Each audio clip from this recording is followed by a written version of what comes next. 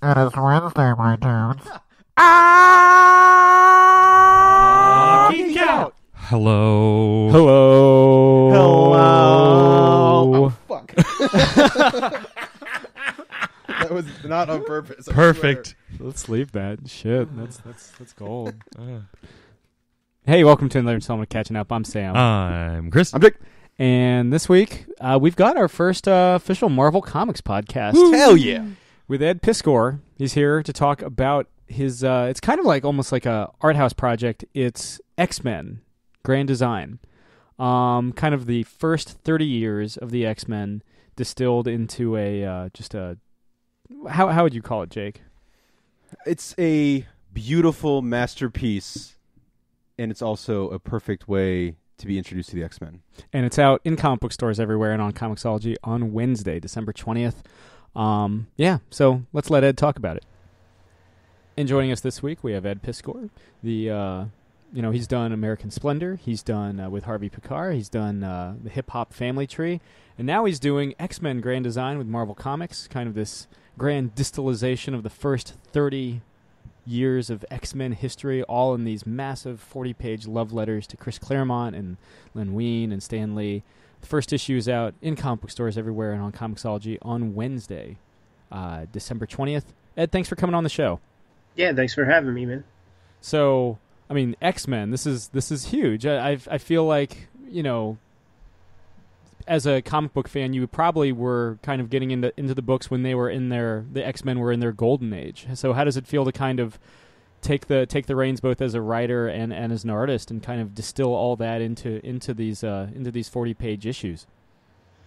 It's a really fun project. I would easily call it a dream project. And if I do any work for hire, my requirement for myself is to kind of only do things that really, really speak to me. I grew up in the 80s in a very privileged time in as much as like having access to like primo X-Men comics. So classic X-Men was coming out, which reprinted, the classic stuff. Mm-hmm. And I kept up with Uncanny X-Men, the regular series, as it was coming out. And I was just recently thinking about this. Those damn comics, they were a constant in my life from basically day one until I was a young teenager. I got, every issue that came out every month, my entire life, basically. Like, literally, the first issue that I read was issue 157, and that thing came out months before I was even born. So, like, my pops was just... It was like he was like breeding me to grow up to become a cartoonist or something. Sure, an X-Men, a Marvel cartoonist. Though I mean, again, you've done work with Hip Hop Family Tree. You've done American Splendor, which had to be kind of wild because I feel like Harvey Pickard, if there is a godfather of indie comics in America, he's certainly it. So that must have been a trip as well. Yeah, it was really important to me. I credit him as much as my parents, basically, because he really gave me a start. I've existed for most of my 13 professional years in comics, on the fringes of the indie comics scene. And most of my brethren, they don't even make $1. In fact, their comics that you get to read probably cost them more money than they make on the thing. And Harvey gave me my first opportunities, and he gave me a life. I was making money from day one, and I was able to be a cartoonist at the same time. So he's incredibly important to me. There was a documentary in the 80s called Comic Book Confidential that's really, really great. Mm-hmm. And he was one of the people that they spoke with on this documentary. So his name always kind of stuck in my mind, and when I started to get to be a little bit better in terms of just making comics when I was in my late teens, early 20s, his was one of the addresses that I could find in the indicia in old comic books, because this is before MySpace and all that. Sure. So I was sending him comics, not even sure if they were really getting to him, because the address I was sending these comics to, they were from an old PO box in a American Splendor issue. It was probably from like a decade before I started sending this stuff, but the stuff never got rejected. I never got like a return to the sender thing, so I imagine that they were at least going to somebody, and then eventually he just gave me a call and started my comics making career. That's cool, man. So what do you think it is? I mean, everything you've done, like you were saying, it has to speak to you on a personal level, be it the X-Men, be it hip-hop with Hip Hop Family Tree, be it, American Splendor. To take it back to Grand Design, what is it about the X-Men that kind of captured you from an early age through your early teens? Yeah, that's a good question. In some ways, the personal nature of this project is perhaps me just trying to discover what X-Men means to myself in a way. Superficially, I have to say that it was just one of the best regular comics to come out during that time period. But beyond that, I just don't know how to articulate what it gave to me when I was young, and what still gives me pleasure as I read it and reread it, for the making of this comic. It's just a super well done comic. I mean, I think it was quite clear in those 1980s that Marvel, they put all their best artistic talent on that book whenever, interesting artists would come through the company or whatever. So aesthetically, it was really pleasing. But I don't know. It's just a comic I really liked. Like I said, it was probably the one constant in my life. And, the whole Malcolm Gladwell 10,000 hours thing. Like, I got my 10,000 hours in on, like, X-Men love before I even hit middle school. You know what I mean? So, I mean, you kind of were in the pole position. Like you were saying, it was kind of, so you had, like, the debut of Apocalypse would happen right around then, the Mutant Massacre, Fatal Attractions, Children of the Atom. You really are kind of, and, I'm a couple of years younger than you, but I remember, did you ever play, this is something I've been getting back into, did you ever play the old arcade game where you could be, like, Screaming Colossus? Yeah, man, my favorite character was always Dazzler, just because she always seemed like an also-ran, and I'm a fan of the underdog, But one thing that's kind of cool recently, before I did the hip-hop comic, I did a comic called WYSIWYG that's like about computer hacking and high technology and stuff like that. So I got to go to all these hacking conventions and get to meet a lot of people in that universe. And me and my homeboy were at this hacker space here in Pittsburgh, and these guys they were selling this giant arcade cabinet that had like 5,000 games built into it, and that X-Men game was included in the mix. So I just didn't have any room in my apartment, so I made my friend buy it.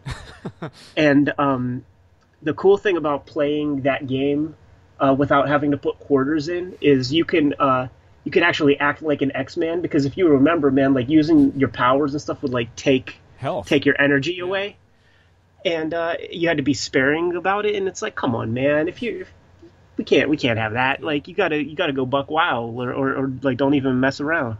Yeah, because like Wolverine's known for his restraint. Yeah. That was always a problem with all those games. Like I grew up with all that stuff. So I grew up with the NES game. I grew up with my favorite was the Genesis Sega one. Oh yeah, those were good. They sort of got that right too with Wolverine in the Sega one, because at least Wolverine's power, his like health would slowly kind of gain back after he would get jacked up or whatever. I feel like it was the Sega Genesis game, and to a bigger degree the Fox cartoon show, because I was watching Night of the Sentinels before I knew what a Sentinel was. Before, I think somewhere like kind of like you, somewhere in my DNA, I always knew what the X-Men were, but like my first memories of the X-Men are watching Night of the Sentinels and watching Jubilee at the shopping mall in that opening scene and everything. Yeah, man, I watched that. I watched that cartoon every single week, and you remember Night of the Sentinel that came out, and then they just incessantly repeated it. It's like they didn't have the other episodes ready to go or something, Yeah. and they would just like put these repeats on one after the other. So it's like I kind of have those cartoons memorized, and in a lot of ways, I kind of feel like my project is closer to that than the old comics in a lot of ways because grand design is an exercise in whittling down and editing 8,000 pages of stuff into 240 pages. So there are certain liberties that have to be taken in the same way that cartoon series worked, and I think that the cartoon was very successful. Like I think we got the crux of like what was supposed to happen with the Phoenix Saga, and it was pretty satisfactory to me at the time. Even though I did know what what happened in the comics or whatever, like I was totally fine with that truncated version, and I was totally fine with Jubilee being a part of it or something like that. Why not? Sure. Sort of. I'm kind of preparing because I've always operated in this independent comics space, and kind of like the fanboyishness of like the mainstream thing that's a whole different animal. So I'm kind of like preparing myself for just the flag wavers who are like, this did not happen this way or blah blah blah, and my response to that is simply I'm not at your house burning your old Chris Claremont comics, so it's still there, don't worry, man. A part of the reason I'm doing this project is to also try to entice new readers into discovering the X-Men. So in a lot of ways I'm thinking of them more than the like more well-established fans who have never put it down. Well, I feel like perhaps more so than any other Marvel book, the most intimidating series just because of the sheer amount of backstory to get into. I know it, like Jake here on the show is not necessarily would it be safe to say you're not the biggest? No, I mean, like that, X-Men I mean, official. I worked at a comic shop for a couple years, and that was always, a lot of people would come in and they liked, X-Men, like, either they played the games or they knew the cartoon or the movies coming out, and it was the same kind of thing. They were just so intimidated by like this roster and like where do I even start? And I think, the book that the grand design is it's so wonderfully kind of shows. I mean, I don't know. It kind of like very easily kind of eases you into the X-Men universe. Because you're meeting all these people for the first time and you're seeing these relationships. And of course, for the people who've been reading X-Men all their lives, they're going to get the little nods here and there. There's a name thrown here, there's a character thrown there, and they know what that means. But then for the people who don't know anything, it's very easy to move and see where the story's going. Because I enjoy the X-Men. When I was younger with my brother, he was always Wolverine, I was always Cyclops. That was just the way it was. All of our toys, he had all the Wolverine stuff, I had all the Cyclops Did stuff. you want to be Cyclops? No, I like Cyclops. Like I don't know how that happened. It's the way it was. And then I played the X-Men arcade game, and Colossus is my favorite, just to do the power of the over and over and over again. But no, I think this book is, I think, a perfect way to kind of help people introduce them to the X-Men in a way that is not daunting and intimidating. Because I mean, and I would tell people that at the shop all the time, it's like the best way to get into a character is pick a book and just go, and then you will figure out what's going on, and where to start, and develop your own likes and dislikes and whatnot. But that care that you have for the X-Men and knowledge you have for the X-Men is evident in the art and the writing. I mean, it's so clear there. And like I said, I think it's going to be a very good way. If I still worked at a comic shop, I'd be jazzed when this book came out, because this is a great way to really get people into the X-Men and see like kind of how wonderful the origin of Charles Xavier is too, and Eric Lyncher. Sure, yeah. But yeah, I think it's really exciting. I appreciate that compliment. and what you say is kind of exactly what I'm trying to go for with this project. When I first started, well, even before I first started, like, people sort of just know that I'm an X-Men fan or whatever, and even, like girlfriends or something, they would be like, well, what should I read to kind of get into it and see what it's all about? And then, you kind of meander around and you're like, well, you should read this, but I mean, to read, this John Byrne story, you have to kind of know where you know what I mean? There's just all this stuff built into it that might not work as good, just as a single unit. Personally, myself, I think one of the things that attracted me early about the X-Men was the kind of obtuse nature of the story, where you're just jumping into this fully formed world where each character has like an alias name, a real, their given name, their born name, and then like nicknames, and you're negotiating all that stuff and just trying to figure out what all the interpersonal dynamics are of the characters, and it required some work. I think that attracted me to it the more and more I think about it, because the old Marvel and DC comics, I have almost no problems with any of the artwork in any of those comics, but it's almost always the writing that just turns me off, and it always has, even when I was a little boy, because I recognized that the writer was treating me like a dummy. And it's like, listen, I'm 6 years old, man. You don't have to tell me the same thing 5 times an issue. Yeah. Like, I don't need to know about Spider-Man's problem du jour, 5-10 times an issue, or whatever the case, and it would feel insulting, because before comics, or probably in tandem, you would read picture books, Maurice Sendak, Where the Wild Things Are, stuff like that, and the writers of they call them picture, like, if you call a children's book in front of somebody who makes them, like, they'll come at you with a pitchfork. They call them picture books.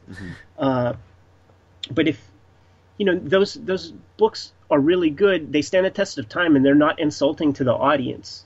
So I don't think that X-Men comics worked in that insulting way.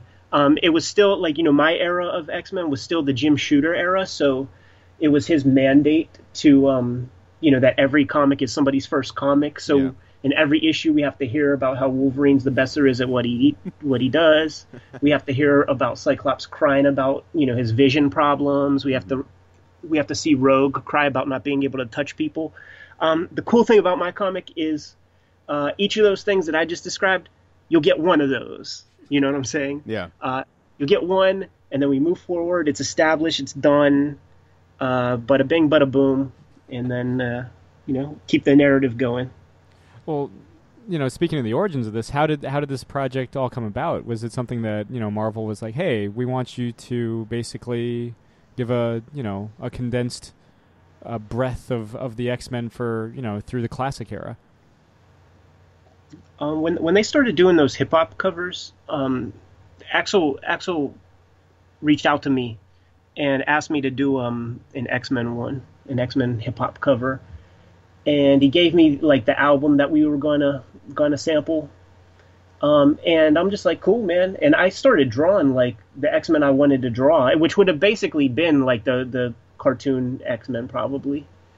He's like, nah, man, like, I didn't know that there was a girl Wolverine. I was basically drawing all these, Angel had these weird wings. There was this girl with an afro who I never heard of. Just like all these characters, like I might as well have been drawing the Legion of Superheroes or something. You know what I mean? Some like generic thing, because I just had no attachment to any of this material. So I did the thing, and I just felt that it was like a really like wasted opportunity, because I know I could have made that cover even cooler if I was doing kind of what I wanted. the further hip hop volumes come out, hits a New York Times bestseller list. I get an Eisner award, and I just felt kind of full of myself one day, and I put a tweet out there where I just basically said, like, man, like, Marvel should let me make whatever kind of X-Men comic I feel like making.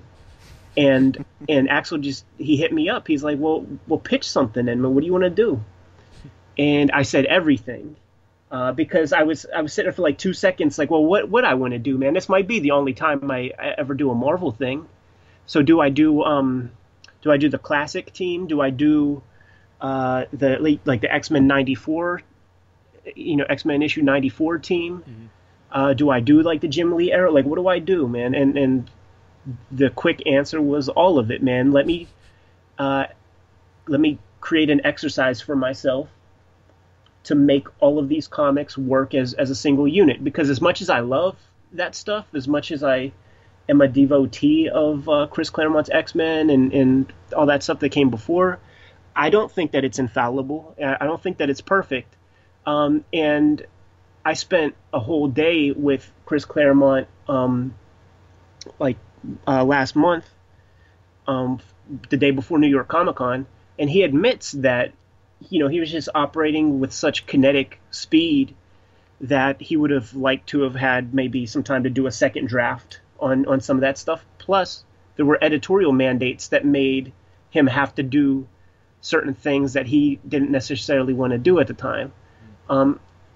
So in a lot of ways, man, I'm trying to kind of retool everything to try to give it a little bit more subtlety, a little bit more nuance, and make it not seem too Deus Ex Machina the way that it kind of does if you read a lot of that stuff at once. I mean, Jake, I need to apparently tweet Axel Alonso right now. If I could write any Ghost Rider story, Yeah. What would I want to do? Iron Fist. Sorry, Ed. Yeah, do it, man. But the extra ingredients to that, though, man, you probably got to hit that New York Times bestseller list. Yeah, probably an Eisner too. Yeah, Yeah. that'll help. And then get an Eisner, get nominated for like 8 of them, and then it's like, I mean, I don't know. If something excites them, they're gonna do it, I'm sure. You're close, Sam. You're close. I do have a Beowulf on the stands.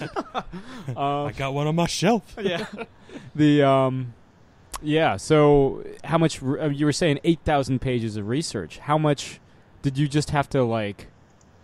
Did you just get like a Marvel Unlimited? Like, did Marvel just give you like all of their digital reserves, and you just spent like a month? Because again, that's 8,000 pages of just going through all these X-Men books. Well, I mean, this is the thing too. I'm one of, you are a very privileged person if you have the time, money, and access to that archive of comics. And I consider myself to be very privileged in that respect. Just like some of the more diehard fans who have read every single panel of every single X-Men comic. So I have these freaking comics in so many formats, man. But the easy, handy things that I have on the bookshelf over there are 13 essential volumes, 11 of the Chris Claremont volumes, and then there's 2 big ones that contain all that early stuff, or maybe there's 3. So I have handy access to everything like that way. I've read and reread all of those comics several times. The best of those comics I've read dozens of times, the John Byrne stuff. Mm-hmm. Essential X-Men #2, read that thing a whole lot. So I have this kind of intimate knowledge of everything that happens, and that's the backbone of what makes this Grand Design series have any legs, because as a creator, I benefit from having hindsight and foresight into the lives of all of these characters, even characters that might show up and not and have no real consequence for a really long time. It's like I know what's coming for them, so I could build to it in more of a subtle way. Like, there's nothing cornier to me. I mean, it's it's a category on jumptheshark.com whenever they introduce like a new character, a brother or something. When you're reading those early X-Men comics, like you read the Kirby and Stan Lee stuff, and then you move to like Roy Thomas and like Werner Roth and all those guys. So like issue 30 something or 40 something, when we introduce Alex Summers, after never hearing about him, and not only are we introducing him, but we're going to his college graduation. That is so corny, man. And it's so corny I can't even. It makes me mad almost, So like, let's just build that in early, and that's the spirit that this thing is put together with. Oh yeah, I mean, I don't want to go into spoilers. I mean, on the one hand, these books have been out for like the actual source material has been out for decades, but there are appearances by characters where you're like, oh, that's right, they did like meet in say like Egypt or something like that. Like Xavier did have that like thing, and he also something I forgot until I reread or read Grand Design. I was like, oh, that's right. Xavier got around a lot. Like he's got like a lot of like a trail of broken hearts behind him, doesn't he? Yeah, man. With great power comes great responsibility, man. And something tells me that he would be on that like Harvey Weinstein, like Louis C.K. list, man, if he was a real dude, because he's, what the heck's he doing inside of people's heads? Yeah. Yeah. It was always kind of and then I guess they kind of, what was it? The guy that killed like basically Onslaught. The whole like when he purges Magneto. Okay, here's the thing that about X-Men comics that I've never quite. So it's Magneto. It's also Eric Lencher. How does Magnus, like the name Magnus, figure into all that? Yeah, that's pretty convoluted as far as I can tell. The way that I'm putting this story together, like the kind of Reader's Digest way that I explain my comic is that I'm taking, 30 years of serialized magazines and turning them into a graphic novel. And with novels, you don't have to spell everything out. There could be some mystique, no pun intended. There could be some stuff that's left up to interpretation. And that is absolutely one of those things where I'm just leaving well enough alone, and because I don't know the ins and outs of that so well myself. Yeah, I feel like that was something maybe cropped up during the new X-Men run. It's hard to keep track. So, you and I have talked, we've talked favorite heroes. You're a big Dazzler guy. If there's anybody that has like possibly the greatest rogues gallery in X-Men, in Marvel, it's the X-Men. Who would you say is your favorite X-Men antagonist if you had to name one? That's a good question. Yeah, you have me kind of stumped. I would say probably Mojo, just because I'm a big Art Adams fan. Sure. I haven't drawn him yet, and to be honest, I'm not even sure if I will. Like, I don't know how I'm going to get the X babies to fit into the narrative that I'm telling. But if I was being totally honest with you, it would be a very boring answer, and it would have to be Magneto, just because he's so realized, and I think the idea of like absolute evil is really, really childish, and I truly believe that Magneto thinks that what he's doing is right and good and for the best. So I like that flawed idea. Also, I mean, the entire history of the X-Men is really just defined by his collision course with Xavier. And you certainly get that vibe with this opening issue too. Mm-hmm. Yeah, that's what issue 1's all about. It's about their dynamic, and if you're an X-Men fan, like that's just something you love. It's like yeah, there's gonna have to be a Phoenix issue. Like there's gonna be the Professor X Magneto tandem. Sure, there will be one page of baseball. Like there are expected things that just flat out have to be in there for it to even be an X-Men comic. Sure. Yeah. So, Ed, And what is the prize? You mentioned you had multiple formats of this, of these stories. What is the prized single issue of X-Men in your comic collection? It might sound like a weird one, but it's oh man, it's right over there. I think it's X-Men 279. You know what? I'm at my computer. Let me see. 279, Jim Lee, Extinction Agenda issue. Oh no, it's not 279. It's still like probably maybe 272, but it's like the one with Cameron Hodge on the cover, and Wolverine has his suit all torn up. And it's not even that particularly great an issue, but for me, I was never a part of a comics fandom when I was younger or anything like that. I was just getting comics from like the Rite Aid or like through subscription, from the back of the comic, like having it mailed to the house. And so nobody told me that Jim Lee was supposed to be so awesome, but just standing Jim Lee up next to like all the John Buscema wannabes from that era, it was just extremely exciting. And whatever obsessive compulsive energy my mom passed down to me, just looking at all the body hair on Wolverine, like something about that just like spoke to me. Just the sheer amount of mark making was something I've never seen, and it was something I was like totally striving for. Whenever we put the trade together, I'm including a bunch of this like juvenile X-Men stuff that I drew as a kid, and you could see that that's something that was important to me, man. Just like all these little noodle marks, and just to delineate all that hair, all that weird cross hatching. I don't know. So it's an odd issue. It's not particularly, it's part 1 of 9 of a multi-series spanning, crossover. But that's my comic, man. I still have the same issue that I got way back then, and it is in tatters. Like it's barely, like when they talk about floppy, like it's the floppiest floppy you could ever imagine, just because it got read and reread so many times.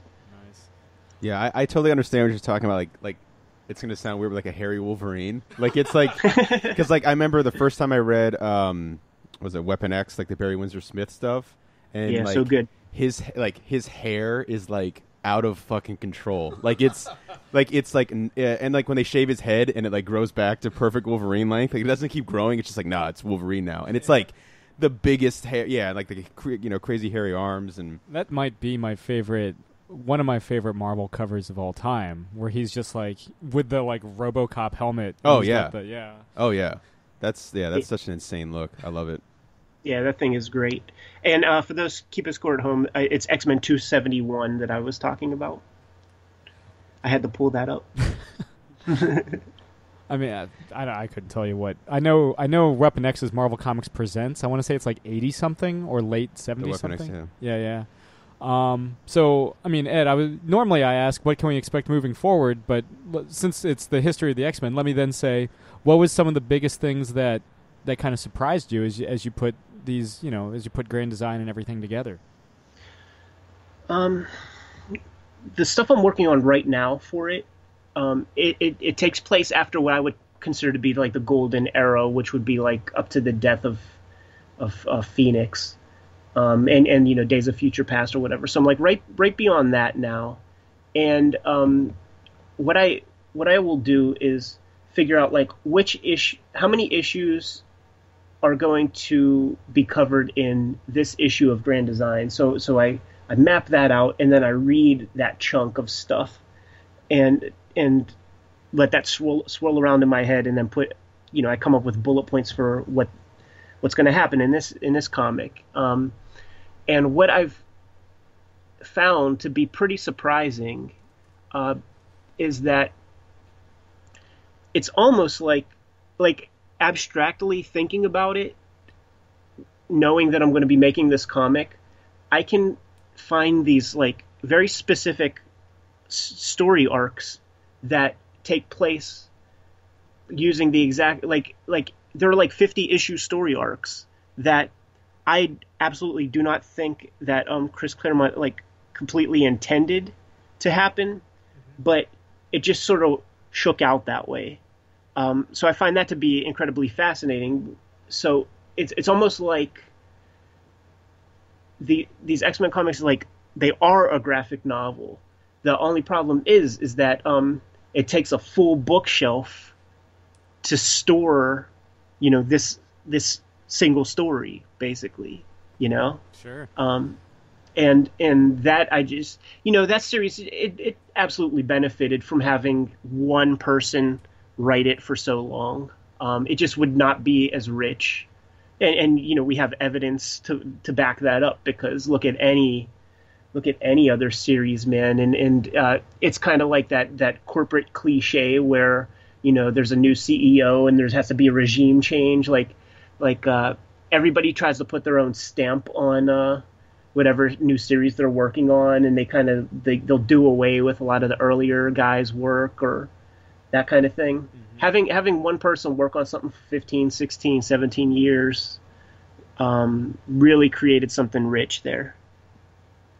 I miss the days where nowadays it's considered a long run on a title if you last more than 12 issues. I miss the days where it was like a long run was multiple years. Yeah, it's very rare. I don't know that it happened that much. And I certainly have no idea how it works anymore. But I can't think of any other series that had a guy working on it for 15 years.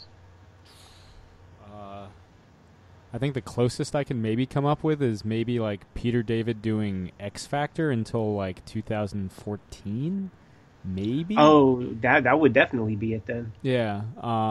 But he wasn't the original X Factor writer. That was Louise Simonson, if I remember correctly. Yeah, sure. Well, I mean, if we want to get technical, it was like Bob Layton and Jackson Geis. Yeah. and then but it's not like Chris Claremont was the original X-Men dude either. So yeah, if you jump on and grab that bull by the horns, man, it's all good. I remember loving that Peter David stuff, man, with Larry Stroman. Mm-hmm. And then just the audacity of naming Guido a strong guy. Yeah, was so great. And when that was coming out, man, like I was reading all that stuff as it was coming out, man, and so I knew Guido from X-Men, and his name was one of those words that you never said out loud, and you just like would read on a page, and I think I called him Guido or something like that. My mom like laughed at me, and she's like, "No, it's Guido," and I'm like, how is that possible? It's Italian. Yeah. Hey. I always remember like that. And I think they only showed up once on the cartoon, and I dug that lineup. And I think Quesada was the artist on that lineup of X Factor. You got Strong Guy, who was, for all intents and purposes, like a giant baby man. And you had Havoc, and you had Polaris, and you had, was it Wolfsbane or was it Rain? But yeah, that was Multiple Man was there. Yeah, that was a great lineup. So yeah, man. So Ed, something we ask everybody that comes on the show: what are you currently geeking out over? Comics wise, or I mean, the sky's the limit. We've had people geek out over milk plastic on here before, which I didn't think was possible, but it's apparently you can geek out over that. I've discovered the documentary films of this guy called Errol Morris that are just totally a breath of fresh air in terms of documentary filmmaking. I started listening to the Harry Potter audio books recently. I never read those books or anything, never gave them a chance, and I'm really enjoying those. And Hardcore History by Dan Carlin podcast, super good. And I started Grand Design way before I discovered this Hardcore History podcast, but it would make sense that I would be attracted to that podcast because it's exactly what my X-Men comic is. It's almost like digestible chunks of history. It's just I'm playing with fiction, but then I start to think about it, and it's like, well, that's what mythology is. Like, I consider the Claremont X-Men stuff to be a really good example of like modern day mythology, and mythology only works if it's handed down generation after generation through word of mouth or some medium. So I kind of consider my comic to be a part of that. But I don't know, like those are the things that I'm really really into lately. I started listening to Stephen King audiobooks from his entire body of work from the very beginning, and then I would check out the film adaptations because that was another thing I was thinking I had in my mind while putting this book together, where my comic is like an adaptation of stuff. So like, let me read these novels and see what was important to the director to convey, to kind of get the bulk of the story to an audience in a small format. So did you dig the new It? Did you enjoy the new It?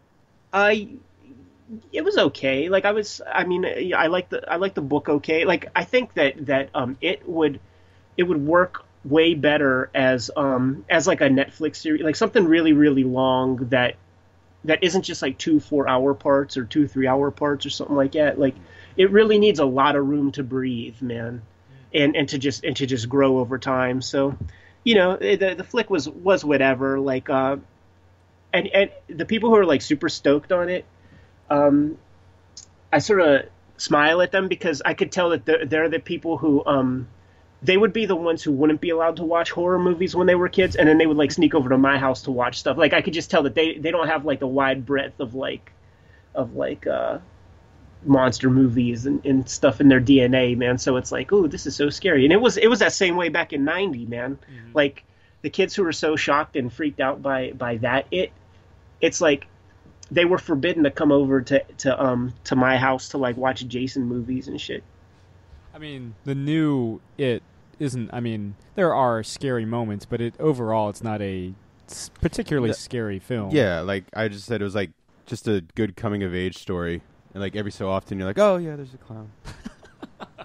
There he is. Yeah, it was okay. Like I'll probably never see it again. But I enjoyed it while I was there. I'm starting to get finicky in my middle years, man, where I just get mad at the filmmakers for making me sit there for like 2.5 hours, man. Like, give me a good 90-minute movie and let me get in and get out. Like, I got comics to make, you know what I mean? Did you see Dark Tower? Because that was like 90 minutes. Nah, I didn't. Was you say it with, there's something behind that voice. So are you saying that it was crap or? Oh, I haven't seen it. I will fully confess, but I mean, I don't know how much stock you put into it, but it has less than a 20% on Rotten Tomatoes. It's so funny you mention it too, because I like to work remotely as much as possible during certain phases of my process, and I was just down at the cafe at Barnes & Noble today, and while I was walking out, I saw that the Dark Tower like Blu-ray is there, and I'm like, damn, this was like in the theater just a month ago. It feels like, man. It was quick. It came and it went. Yeah. So when you say, sorry, that's too bad because I like Stringer Bell or whatever his real name is. Idris Elba. Yeah. I was gonna say, so did you do the audible audio of Book of It?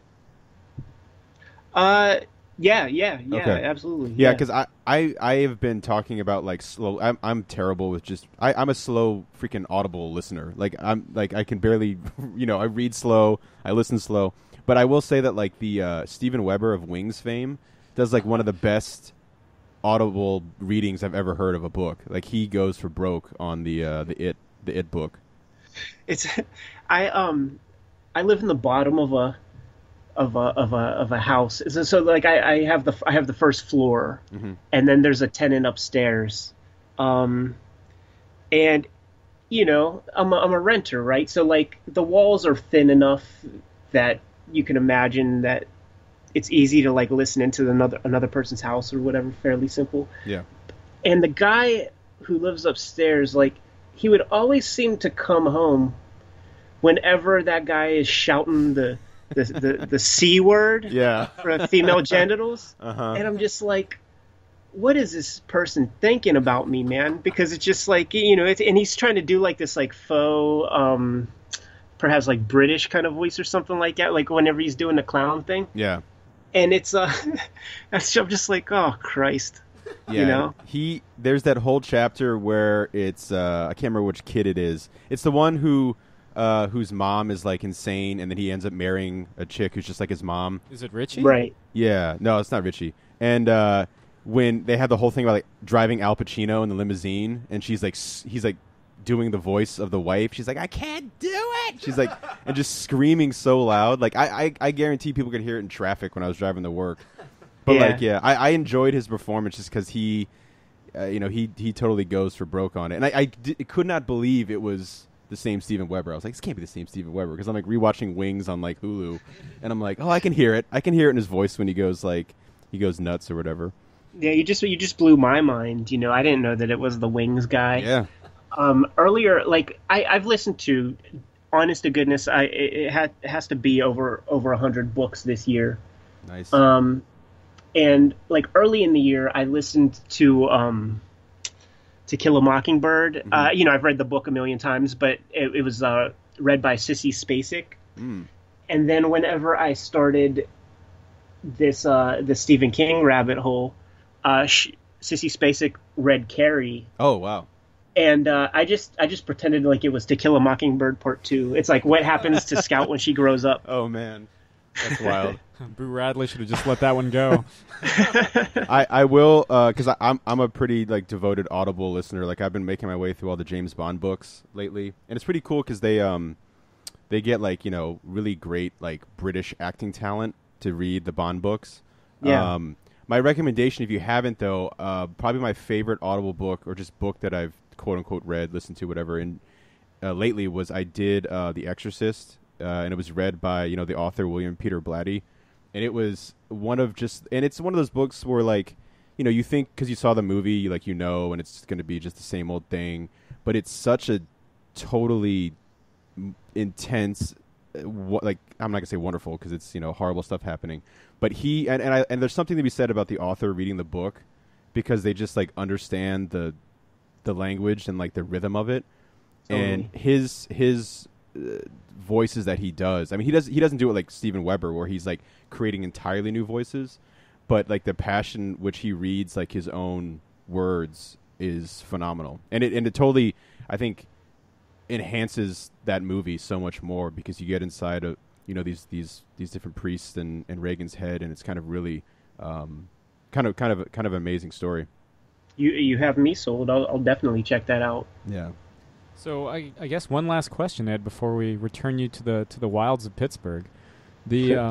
What is it about deconstructing history, either hip hop history or X-Men history, that you find or listening to hardcore history that you find so fascinating? Yeah, that's a good question. I feel like I've always been this way, and I feel like the medium of comics, or just like being a fan of comics, kind of bred me to be this kind of excavator or archaeologist type mentality person, because with my comics fandom when I was a kid, I remember seeing those Marvel Universe cards, and the Topps cards. I think I still have some somewhere. Yeah, like my friend had Series 1, and there was like Avengers versus Ultron or something like that, and I saw Ant-Man, and I never heard of Ant-Man, so he immediately became my favorite character. And then I started to like dig into old comics and like look for Ant-Man comics. With hip hop, I was always trying to figure out the source material for the records that I liked most. So it would require me to dig deeper and deeper into the record bins to try to find out where all this stuff came from. I think if I was to boil it down really quick, really simple, I just have a lot of curiosity, and I'm really, really curious about where things come from. My love for X-Men absolutely works this way because I had the comics that I had, and then at flea markets and stuff, I would see random older issues, and a person's costume was way different. There were some characters that were way different. So it's like, well, I have to keep digging deeper to try to figure out where this character came from, or what the situation that they're talking about. I was a real sucker for those like asterisk at the bottom of the panel, like check out Defenders issue number 57 for this or that. It's like, all right, I got to get Defenders 57, man, to see Magneto turn into a baby, or whichever issue that was. It was like it's like Wikipedia before Wikipedia. You're just kind of following the hyperlinks.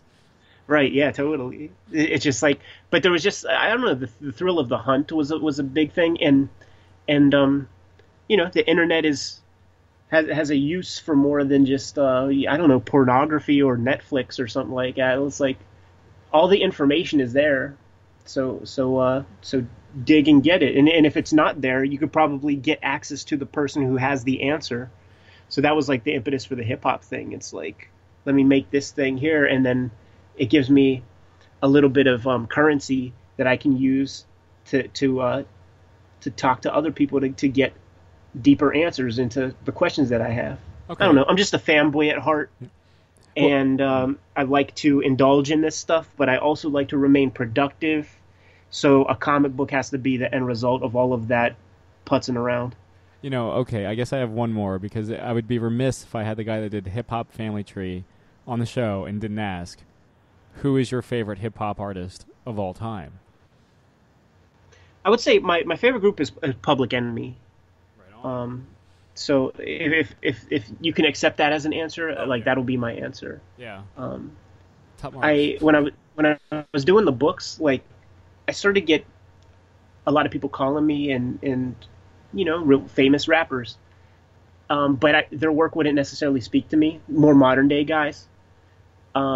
And I was just holding, because you sort of know how hip hop works, and things get played out really fast.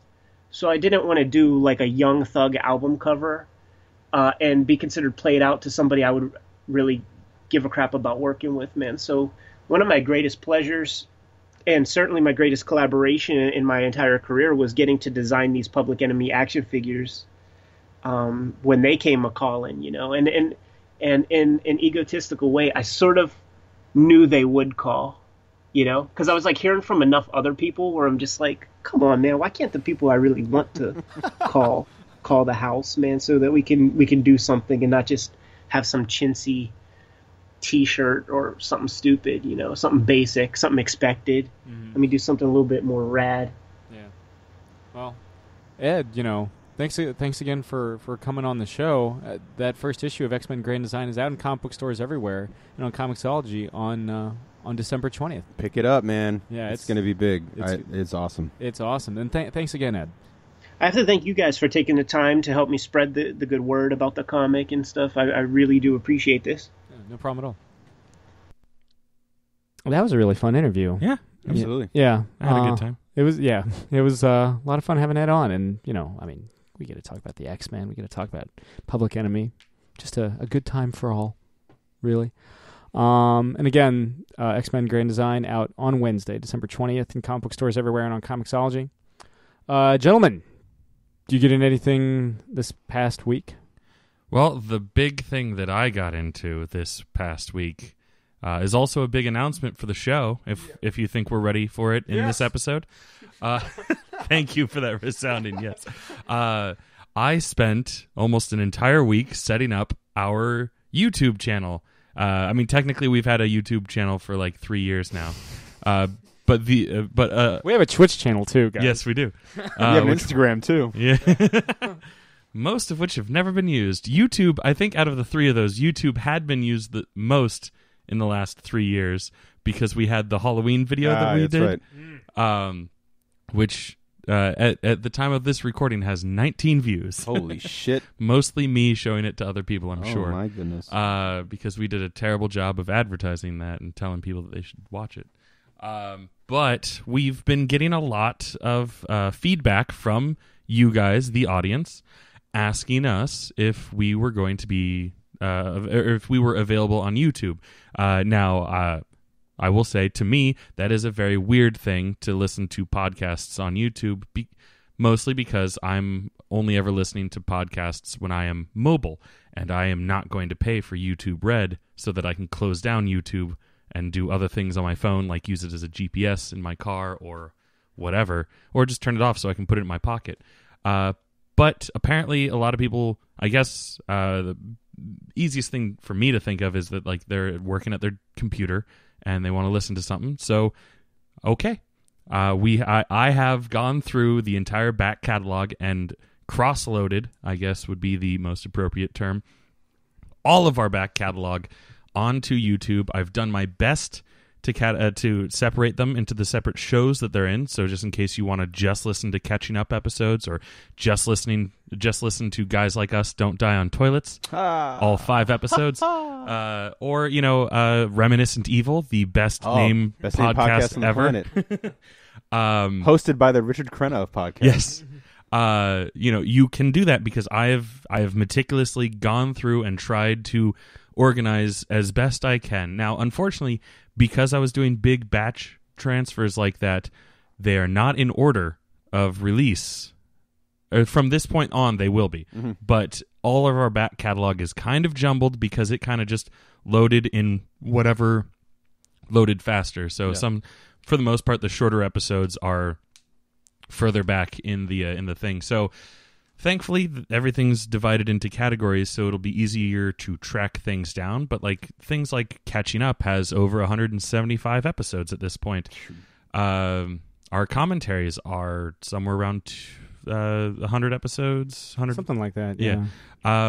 But Guys Like Us Don't Die on Toilets, 5 episodes. Easy. I don't feel bad that that's out of order because it's also if you're like if the first episode you hear is Lethal Weapon 3. Look for the Lethal Weapon 1 one. They're titled. It's titled Lethal Weapon that 1, one 2, 3, 4, and the series. The pilot. That one shouldn't be too hard to hopefully find. Yeah, and so there you go. We're above on YouTube. And beyond, Chris. Above and beyond. Thank you. I'm working on getting us a custom URL so I can just say something along the lines of youtube.com/geekoutshow or whatever it ends up being. But YouTube has made their process of unique or customized URLs a little bit more complicated, and I haven't had time to finish that yet. But you can just search Geek Out Show and look for our little circular logo. I just did it on my phone, and it's the 4th result. Or you can go to our blog page, which all the links that we ever post on our social media go to the blog page. Yeah. And there's a link that goes directly to our YouTube channel at the top of that page. Right on. Yeah. So, yay, we're on YouTube. Hopefully that opens us up to a even wider audience. Yeah. While I was searching through it, I do find that it's a lot easier of a user interface. Mm-hmm. So hopefully it'll be easier for people to listen to us. I like the ability to search individual episodes a lot easier than most podcast apps. Yeah. So another channel that you can catch us gab with people and just with amongst ourselves. Yeah. So check it out. We always like that. Yes. And I'm sure Sam will be kind enough to put a link to the profile in the show notes of this episode if that's more easier for you. Easier said than done. But I'll do it. I'll make sure to get you the link. Cool. Thank you. Yeah. So that's the big news. Thanks again, Chris. Yes, sir. That's a big one. So the big things that have happened, we've all seen Justice League. We have. It's a lot of fun. It's messy and it's not perfect, but it's very entertaining. Yeah. I would equate it, I saw it before ahead of you guys, and when Sam invited me out, I was like, "Oh no, I've seen it, but here are some generalized thoughts on it." I had refrained from saying this, but I would equate it to kind of the third act of Wonder Woman, where I think everyone can agree that the third act is where it kind of gets oh, that's a little messy and kind of just generic superhero-y, big CGI monster stuff. And I'll say, it was still good, still entertaining, but consistently through the whole movie, it just kind of felt, oh, okay, this is just a better Batman vs Superman type, feel to it. Which I still enjoyed Batman vs Superman, and I was able to enjoy this just fine. Yeah. But I also left it kind of saying that that was just fine. Yeah. It for me it wasn't the aha. the DC We've done it. the DC universe has finally put its hat in the game. Like Wonder Woman did a much better job doing that. And then this one was just kind of like, okay, we've sat back on our laurels because we're just going to ride this train. Which, I mean, I still love a movie where I get to watch Batman and Superman fighting not each other, fighting bad guys. But yeah, one of my biggest problems with it was something that I like kind of forecasted years ago, back when they announced that they were going to do Justice League.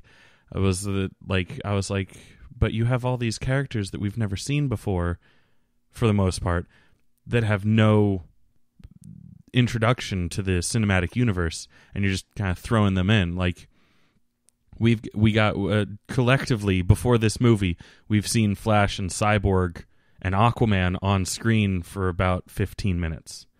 You know what's weird is like I totally like back then would have agreed with you. Yeah. But I actually thought that was a huge relief with Justice League, because I was like, please don't make us sit through fucking Cyborg being ripped apart and all that, or please don't show Barry Allen get struck by lightning again. I did like how they were all in media res. Because I hate origin stories, but I also I one of the things that I loved about the Marvel Cinematic Universe was that they took their fucking time. they did the slow burn, mostly because they didn't know where they were going, like right away. Like they kind of were like, oh, well, we got this. Oh, can we throw them all together? Will the audience follow us this way? It felt earned. Like, yeah, exactly. And Justice League, like, it was doomed because like they couldn't take the time. They'd already screwed themselves with that. I wouldn't necessarily myself compare it to like the third act of Wonder Woman, because I thought the third act of Wonder Woman sucked, but and I didn't think Justice League sucked.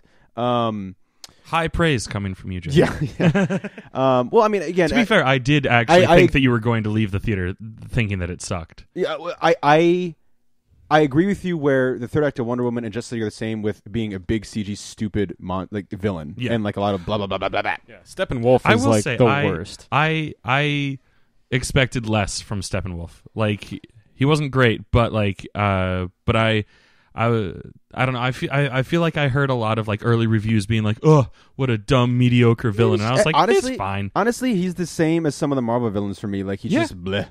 Who cares? Like I thought his vocal performance, like he was like I liked his voice. Like the vocal performance was fine. But do we know who the actor was? I didn't. Kieran look it up. Hinds, the big bad from Ghost Rider: Spirit of Vengeance. Oh, yeah, he's got a great so voice. par for the course for him. Yeah. No, he's got a great voice for it, and it's unfortunate that it's just a video game. I've heard a lot of people say it's like a video game villain. Which, if this had been a video game, people would be giving it high praise for how good the graphics were. Yeah. Except for that Superman lip. Yeah, for me, that thing is a fucking disaster, man. Like I thought the movie was super fun. It's like Sam said, it's a mess. It's choppy. It's funny. I would have preferred it to be longer. I thought it felt really like it's only like 2 hours, but like it felt so quick. So quick. It did feel like it, not in the same way that like Suicide Squad felt choppy and like that felt like you were missing things, but like I do feel like it could have been longer, and I don't know if maybe they just haven't announced it like they did with Batman vs Superman and Suicide Squad, but like maybe that's like Warner Brothers like, oh, people like these extended versions. Yeah. And they've done it with most of them. And so now they're like, oh, well, when the DVD comes out, you'll have, the 3-hour cut. Yeah. But like they learned their lesson that like, don't announce that a month before Batman vs Superman comes out. Exactly, yeah. Because like, oh great, we're going to see a fucking incomplete movie. Yeah. No, but going back to the CG thing, there are scenes where it looks better, but every scene I could tell the beginning of the movie right off the bat. Yeah, that's the horrendous. worst. I will say, so it didn't bother me as much. That's because you're a fucking robot, and you right? have no emotion. Because That's the only way. Because I'm so steadfast in my belief that movies are supposed to be for entertainment that I forcefully turn off my brain while I'm watching movies, and that's why I enjoy dumb movies. I wish I could do that, man. Right? Holy shit! It's the only time that I can ever turn anything off. Like when I was working in Best Buy, I can't turn it off. when I was working at Best Buy, I used to envy the people that could turn off, like their hearing, I guess, and tune out the Best Buy radio. I'm like, no, I can't. I have to hear every advertisement, that they spat out like every 5 minutes, where it's the same fucking wording. Like, I've heard that one Rent song, the Seasons of Love, like a million times, and people are like, oh, I don't even notice it. And I'm like, fuck, hate Rent. Anyway, that's a different podcast altogether. I didn't notice the mustache as much, although I will say the opening scene, I was like, I wonder if that little weird lip thing that he's doing there is what everyone's talking about with being able to see where they CG'd out his mustache. I'm assuming that the answer is a resounding yes. The bookends with Superman are the most noticeable in terms of because you can tell that they were added they're like, oh, we should have a fun moment. Yeah. We should have like a inspirational moment. That scene in general with the cell phone scene opener, I was like, oh yeah, that's totally B Unit. They basically gave Henry Cavill an overbite. Yeah, yeah, and it reminded me of that one. There's like a reaction GIF of Agent Smith from one of the Matrix movies where he's just like, yeah. Like I was like, it looks like he's kind of making that face. Beginning of the third one. Yeah, Revolutions. Yeah, because Reloaded is the second one. Yeah, like I was like, that's a weird face for Henry Cavill to be. Oh, you know what? That's probably that weird upper lip thing. But like, I was like, I came out of it thinking like, had I not known about that whole mustache thing going into this movie, I don't think I would have noticed the like quote unquote shitty CGI of like his face and just been like, why is he making that weird mouth shape? Jake? I don't buy that for a second. Because it is so unnatural. Like and it's not something that a human could do. And again, I'm talking mostly about that cell phone scene. Yeah. And my thing is, that's just cell phone footage, Jake. Yeah, like iPhone 4. Here's the thing. It's just a Snapchat filter. Yeah, no, a Snapchat filter would look better. If they, what they should have fucking done is put a Snapchat filter face swap with actual Henry Cavill's face over that. But I'm telling you, man, like the iPhone X can do that. Yeah, here's the thing that fucking bums me out with that scene because it's the beginning of the Henry Cavill in the in interviews talked a lot about he name drops Superman Rebirth a lot. And he's clearly reading the books. But that shot in the beginning of the movie, the cell phone footage of these kids interviewing him for a podcast, asking him if he's like, how many people have you saved? Have you ever fought a hippo? Like cute little things like that. And he's smiling and, but the problem is that's all fucking ruined by his face. Like it looks like he doesn't give a shit or someone just farted and he can smell it from fucking 1,000 miles away because he's Superman. I mean, and if I'm Henry Cavill, can't he smell it when an ant farts on Mars or whatever? What's the? He can hear a gnat fart on Mars. He can hear it. Here's the thing. Even though sound doesn't travel through a vacuum. Here's the thing. That's how good his hearing is. Yeah. Well. Yeah. I mean, smell doesn't travel through a vacuum either. So people can't fly. Continue. What? Here's the thing. If I'm Henry Cavill, I'm pissed. I'm fucking pissed because that shit in that movie fucks with his performance. And it's a performance that he's finally able to start, he's allowed to be and given the breadcrumbs to be the Superman we've wanted to see. And that he's probably taken so much shit for not being that Superman. And he's finally getting it, and they're putting a stupid handicap by having him, with the worst CG effect I've ever seen in a movie. And, there are moments in the movie where it's just clearly him. I don't know. I saw The Mummy 2.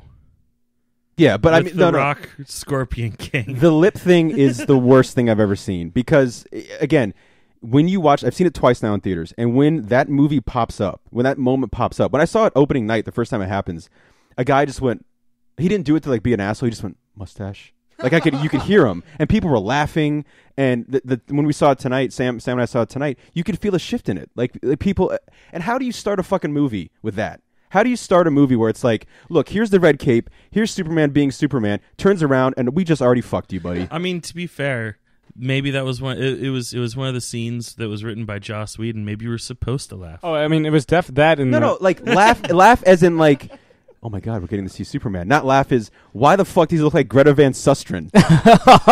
Again, like you can definitely tell the Superman bookends. Yeah, were something that were added later. They're like, we need a fun moment and we need an inspirational moment. Apologies to Greta Van Susteren. Yeah, She's very real. But no, I mean, like, real quick, to move a slight step to the right. I will say, with the whole like, finally being able to see, Henry Cavill play like the Superman we love or whatever. Mm-hmm. It was such a breath of fresh air.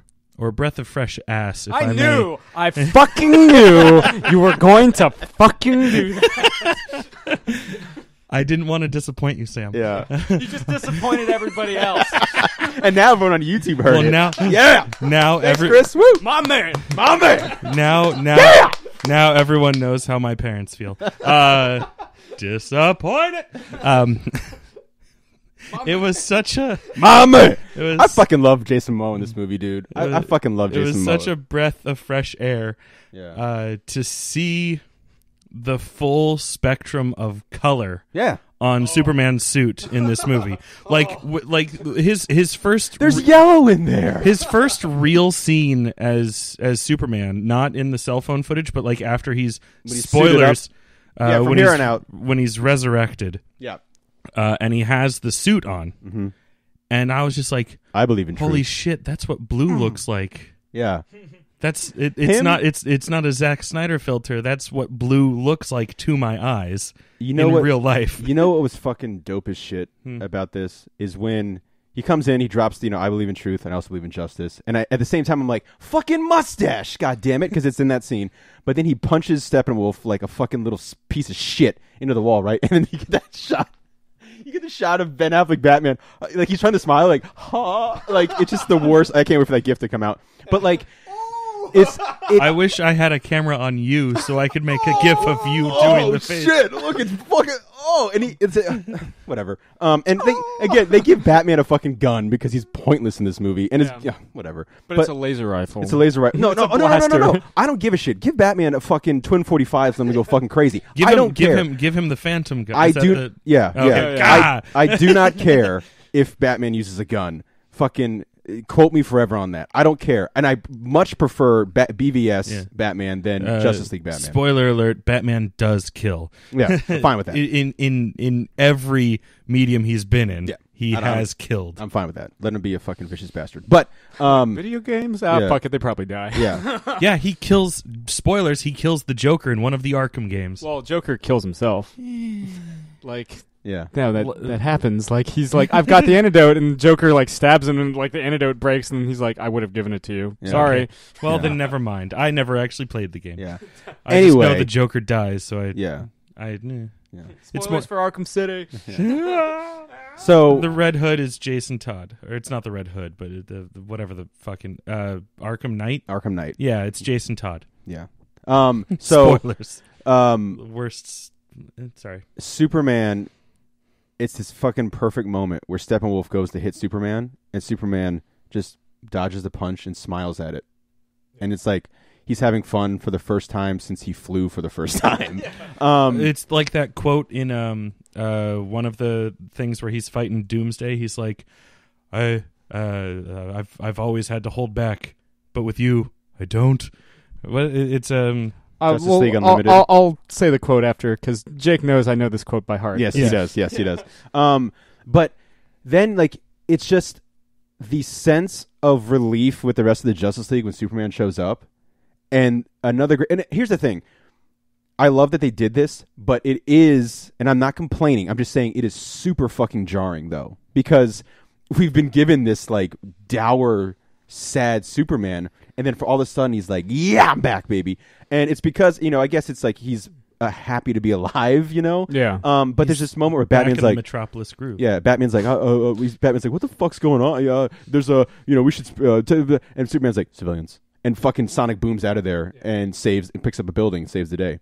I heard someone complain that, like, we don't get to see him save anybody. Like, we see him save a whole building. And I was like, he saves a whole goddamn building. Like, he picks up. That was the point of that shot. Yeah.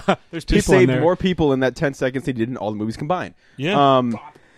But and then, like, Kids one of the GIF I can't wait for is when he, like, punches Steppenwolf into the ground and just heat visions like fuck you. And he uses his freeze breath for the first time. I was like, oh yeah, fine. I know that's a Joss Whedon thing. That had to be.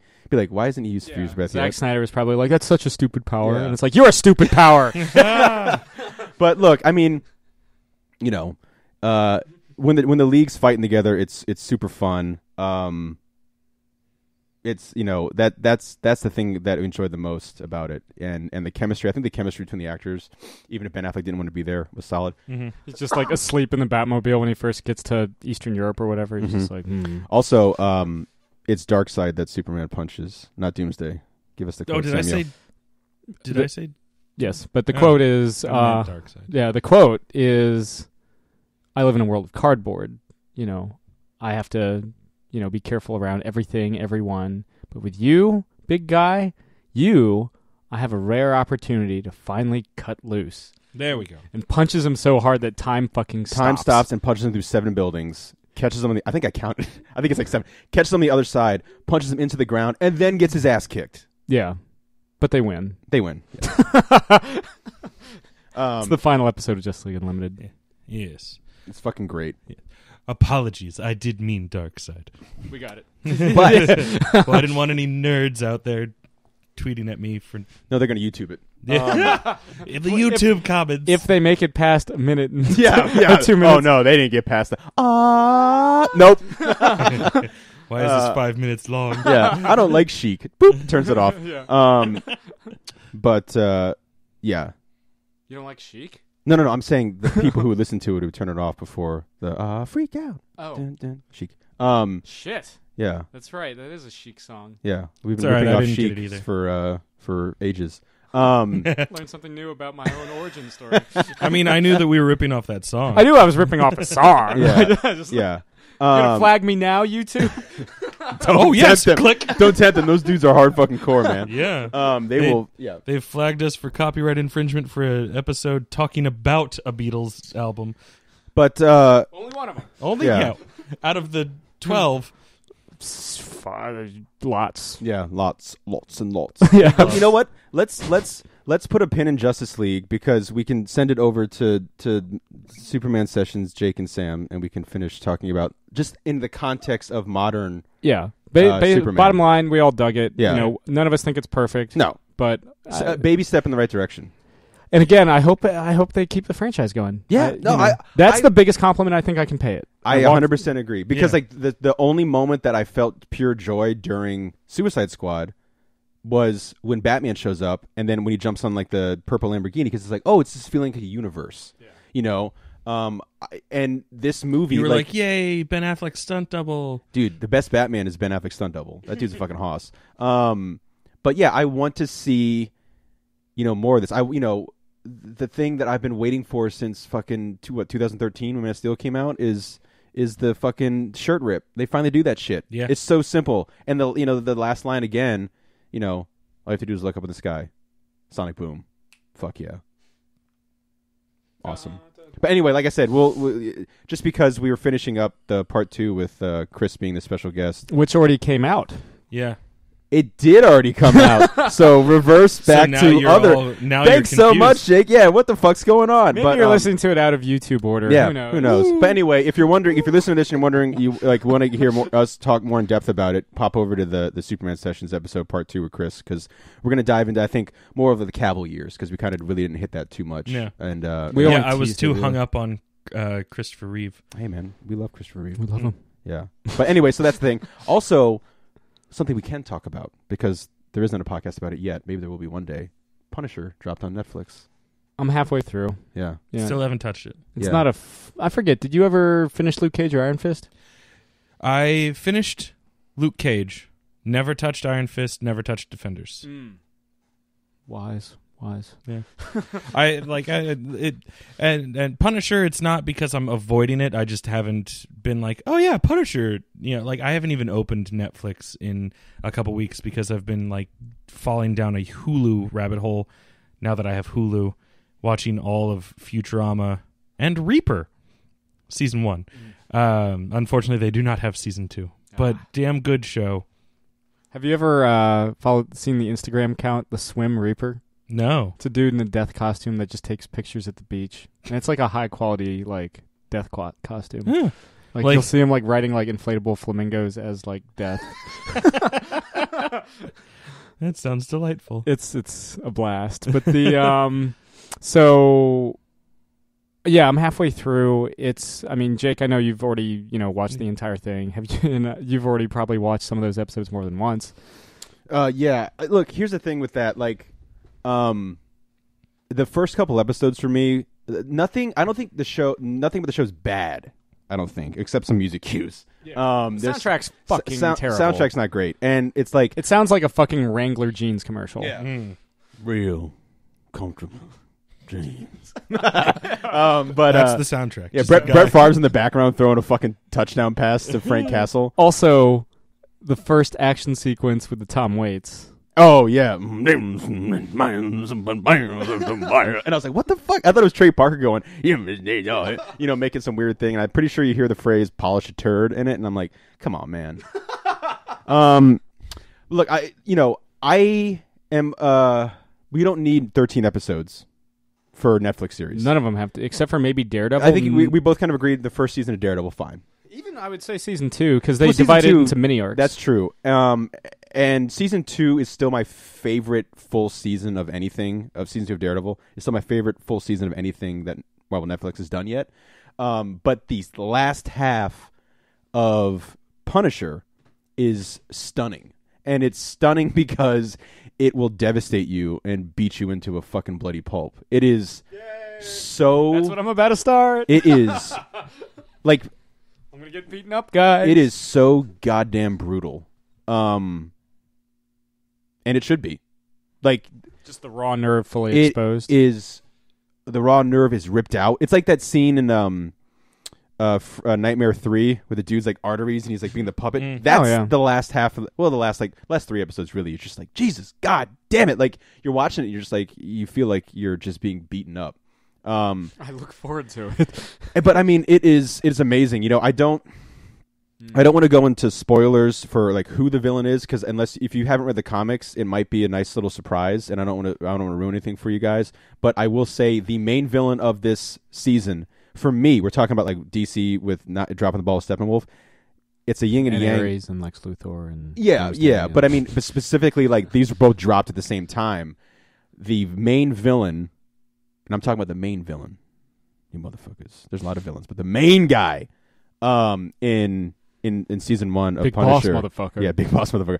The main bad guy in season 1 of Punisher is my favorite Marvel villain we've got, big or small screen, by far. I mean, he Better than Loki? Oh yeah. Yeah, he steals the fucking show, and it makes and it makes that show, and it makes that character in the Punisher mythos way more interesting. A lot of depth. There's a lot of depth added to Micro. Young Frank Miller. You look like I have Frank Miller on the brain all the time, but I was like, he kind of looks like young Frank Miller. But it's really solid. I mean, Bernthal really dives into the tragedy of Frank Castle. I mean, there's plenty of skull in the chest, shoot 'em up stuff. And I do like that they make you work for it. I just didn't think it needed to be that many episodes to work for it. Because, again, we've said it a million times. Hell, we got to even say it to Becky Cloonan, who freaking wrote The Punisher, and talked to her about it. Like, he's complicated, but he's not that complicated. And I think the first couple episodes of this series... He's the most black and white character in the Marvel Universe. Yeah. Bad guys kills him. Yeah. And I think the first couple episodes of this try a little hard to, like spread it out and be like, we have 13 episodes. And once once he starts like being, okay, we need to start stealing weapons and really start this thing. And they really start planning stuff, him and Mike, and really start getting into it and being tactical and taking bad guys out. And everything starts rushing towards the end. When you get there, I mean, it's nonstop. And like I said, I would never refer to it as enjoyable. Because it is brutal and it's supposed to be. It's not a fun series. It's not a fun series. It's not designed to be a fun series. There's moments of, oh, thank God. Like, they relieve the pressure a little bit. Yeah, it's very, very tense. I saw... They hit that runoff valve. Yeah. I saw people complaining about a wasted opportunity to have him interact with superheroes. I think that was a smart move not to be like, here, welcome to the Marvel Universe, Frank Castle. The most iconic Punisher stories, he's in his own He's in his own. Granted, that doesn't mean get him away. I mean, seeing him with Daredevil, I mean, there some great Ennis stuff that they're referencing with them on the rooftop, and him taking out like members of the Hand in the end of season 2 for Daredevil. But if he never like has super broy moments with like the Defenders, I'll be fine with that. You don't need to have Frank Castle interacting with superheroes. So that was not a problem for me. But yeah, I'm looking forward to it. I mean, if Iron Fist got a second season, I hope to God Starts that means filming in January. Punisher gets a second season because it sets it up for some really interesting stuff. Yeah, I liked it. I mean, it was really, really solid. And unlike, say, Iron Fist, where it really helps having seen the first 2 seasons of Daredevil, or Defenders, where you kind of have to see like all of the series, Punisher, you really just have to see season 2 of Daredevil. And honestly, I mean, I would highly recommend it because I like it a lot. You don't even need that, really. I mean, if I have a lot of people who are like, I know the Punisher, fucking yeah, bro. I fucking love Frank. He's got a skull. He's got a skull and he fucking shoots people's muscles. He shoots people's muscles. Yeah, no, he shoots people and muscles. Like he's got them. I think you could jump into this fine. Like I said, I would recommend watching season 2 because it's a great season and you're going to get a lot out of it with Frank because he's not the Punisher in season 2 of Daredevil. So you agree with Bernthal's assessment? Yeah, I do. Yeah, I do. I mean, because honestly, like season 2, he's just a fucking man on a rampage. I mean, you can say that about Frank Castle all the time, but his own show, surprisingly, he is not really on a rampage till the end. He's really kind of like plotting his ways. And like I said, there are moments of that I enjoy. Like I still really like the Thomas Jane movie because I've always joked it's the thinking man's Punisher in terms of like he has everyone kill them, like everyone else fucking take each other out. Yeah, it's very much like Macbeth. Yeah, and then at the end, tactical as fuck, bang bang bang bang bang bang, bang. Bow and arrow and he uses every weapon he has. That's something that like you see guys like suit up and they use one weapon. Thomas Jane, when he suits up in the end of the Punisher movie, uses everything he has on his body. Like, he uses so does Schwarzenegger in Commando. I guess.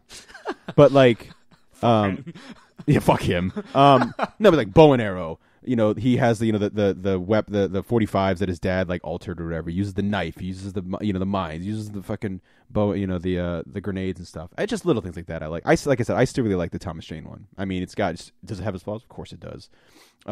Beats Ray Stevenson. Yeah, like I said, he had the look, but yikes on that movie. Yeah, not a big one. I like the Dolph Lundgren movie more than I like Punisher Warzone. Yeah. Because the end of it, like I said, it's an 80s action movie. The end of that movie is pretty cool. Like there's some really interesting shots in the end of that movie too. It's just unfortunate that like Dolph Lundgren again had the look, but I still want full on white gloves, white boots. Oh my god! Can you fucking imagine, dude? That's teeth so good. Or bullets. It'd be so fucking good. Skin tight costume. Punisher. I mean, we'll never punish this. It pains me to say this, but we're never gonna get that. I know. And like, we're never gonna get like purple Hawkeye. Like the only way that they would do that, the only way they could have Frank Castle do that dream sequence. Well, besides that, is if he had to break into somewhere, right? We got yellow shirt tiara Luke Cage. That's right. For like, is if he had to break into somewhere and like wear someone's outfit. Yeah. And it's like very Shield like, with their shit. Yeah. And you wouldn't get the skull on it because he wouldn't have it unless he put like a vest on. But that he'd be giving himself away. Yeah. And he'd kind of look, you know what I mean? But like, the Punisher is so grounded in reality, more so than any other like quote unquote human comic book character in terms of like the big Marvel and DC. Like Batman's way into fantasy. Yeah. Because he's rich. He's rich, bitch. Yeah. What's your power? And he's like, I'm rich. Yeah. He's like yeah. falling asleep. Let's replay some scenes from from Justice League. Yeah. Yeah. What's your power? I'm rich. What's some other lines that he has in that movie? He has lines in that movie? Yeah. Sorry. Yeah. Frog in my throat. How about he's I'm putting together a team. Yeah. And he's like, stop right there, and he's like, thank God. Or he's like, he comes in on the king Tide. Yeah. Arthur Curry. Arthur Curry. I heard you talk to fish. How about there's that scene when like Alfred, who I like I like Jeremy Irons. Jeremy Irons. I always Alfred. like Jeremy Yeah, Irons. but Even in the I shitty think he movies. works well for as Yeah. Alfred. But he's just like he's like trying to get the team together, and Ben Affleck's like, what about Diana? And why the fuck does his plane like it's all black and dark on the inside? No. Also, his wardrobe sucks. I like the vest. He looks like shit. Well, that's a Affleck thing. No. It's not His fucking shit looks like shit. His wardrobe looks like crap. Really? Because I was like looking at his hate wardrobe and I was like, I think I can pull that. I fucking hate. No, don't do that This to yourself. week on Fashion Corner with Don't do that. Yeah, That's the next side series. You know what? You know what fucking rules? You know what fucking rules is Clark Kent's outfit in the end. That you believe that he could afford that Man shit. can fly. Yeah, you believe he could afford a fucking old trench coat and a white T-shirt, a white You button will up. believe that man is fly. Yeah. Yeah. As Buck. But I've never liked what they've done with like the Affleck Bruce Wayne like You don't attire. like the you don't No, like it looks You're just terrible. upset that he's not wearing a turtleneck a la Keaton. a la Steve Jobs. Ooh, yeah, baby. No, way too flashy. Way too flashy. And like I don't know, like Billionaire playboy Bruce Wayne is too flashy for you. yeah, way too flashy. Okay. Also, he grows a beard for no reason. It's because he decides Don't to. you? No. It's because billionaire. It's because billionaire playboy Bruce Wayne. For listeners at home, he got me. Yeah. No, he decides to. Sam does have a beard. He And it decides. is reasonless.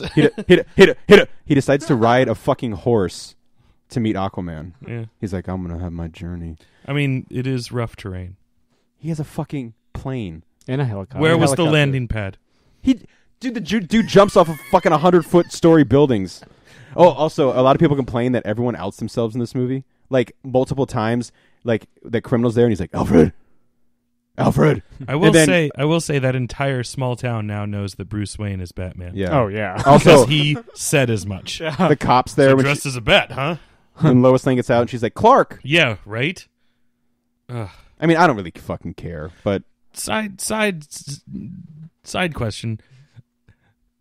What happens to Clark now? Clark Kent's dead. He doesn't work at the Daily Planet because they would have had something go on in the end.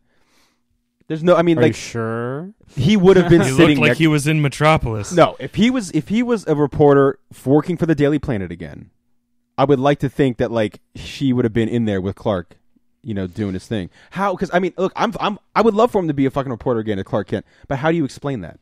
That's my question. That is literally what I just asked. Yeah. Steppenwolf kidnapped Clark. Oh yeah, he Oh. kidnapped. Didn't he have an open casket funeral?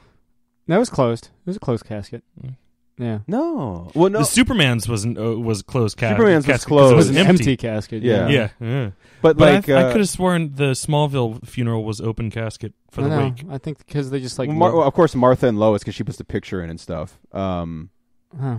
Guess But- I'll just have to rewatch Batman vs Superman. No, We all own it. I don't. You don't? No, my That- dad owns it. I don't own that. You want my voodoo shit. code? You have a voodoo code? I don't know. I might. Probably. If you had a voodoo code, I don't honestly take It's- it. But It's within reaching distance from Sam. yeah, if you had it, I'd take it. But It's under Superman, probably. but the thing is, yeah, I would love for them for him to be Maybe like under Batman. Clark Kent reporter. And you know what? Maybe the way they do it is they don't acknowledge it.